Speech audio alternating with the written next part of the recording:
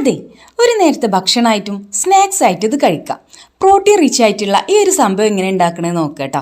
അപ്പോൾ ആദ്യം ഇതൊക്കെ നോട്ട് ചെയ്ത് വെച്ചാൽ ഉള്ളി, ക്യാപ്സിക്കം, തക്കാളി, ഒരു ചപ്പാത്തി. പാൻ ചൂടായതിനു ശേഷം നമുക്ക് വെളിച്ചെണ്ണ ഒഴിച്ചിട്ട് ആദ്യം ഉള്ളി ഇട്ട് കൊടുക്കാം. അതിൻ്റെ കൂടെ തന്നെ നമുക്ക് ഉപ്പിട്ടിട്ടൊന്ന് വഴറ്റിയെടുക്കാം. അതിന് ശേഷം ഇത് തക്കാളി, ക്യാപ്സിക്കം ഇട്ട് കൊടുത്തിട്ട് നന്നായിട്ടൊന്ന് വഴറ്റിയെടുക്കാം.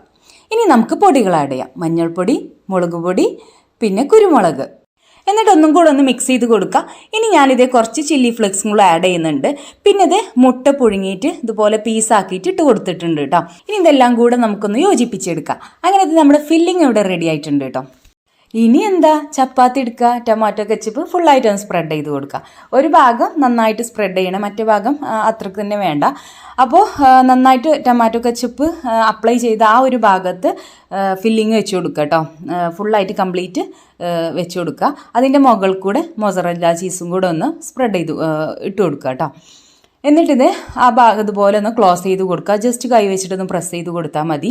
ഇനി ഇത് പാൻ ചൂടായതിനു ശേഷം ബട്ടർ ഇട്ട് കൊടുത്തു. മെൽറ്റായതിനു ശേഷം നമുക്ക് മെല്ലെ ഒന്ന് വെച്ച് കൊടുക്കാം കേട്ടോ. നമ്മളിവിടെ ജസ്റ്റ് ഒന്ന് ഷാലോ ഫ്രൈ ചെയ്തെടുക്കുകയാണ് ഈ ബട്ടറിൽ. അപ്പോൾ ബട്ടറിന് പകരം നിങ്ങൾക്ക് നെയ്യും വേണം യൂസ് ചെയ്യാം കേട്ടോ.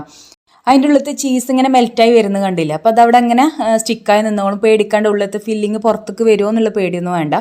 എന്നിട്ട് ജസ്റ്റ് ഒന്ന് കയർ ചെയ്തിട്ടൊന്ന് മറിച്ചിട്ട് കൊടുക്കുക.